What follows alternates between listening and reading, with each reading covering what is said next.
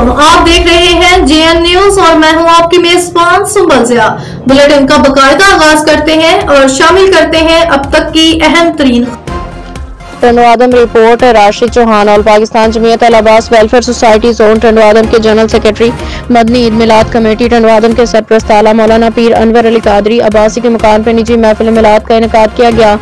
सरदार मोहम्मद फारूक अब्बासी के मेहमान खसूसी के तौर पर अपने कमेटी अहदेदारान मोहम्मद आसिफ अब्बासी, मोहम्मद असलम अब्बासी, काशिफ अब्बासी, नजीर अहमद, अरसलान अहमद, शाहजेब, शाहबाज अब्बासी, आदिल अब्बासी दीगर के हमरा शिरकत इलावाजी राना गुलजार अहमद, मलिक निसार, मोहम्मद वकील मलिक, मोहम्मद आसिफ चौहान, सरवर अब्बासी, असगर अब्बासी और मदनी ईद मिलाद कमेटी टंडवादम के सदर जामे मस्जिद उस्मानिया रजिस्टर्ड मोहम्मद इमरान कायम खानी खान, मोहम्मद मासूमी, राना जावेद अली, इरफान हैदर चौहान ने भी शिरकत की।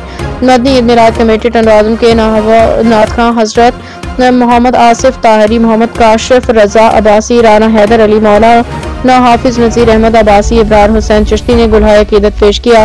Rashid Chauhan bureau chief Sanghar.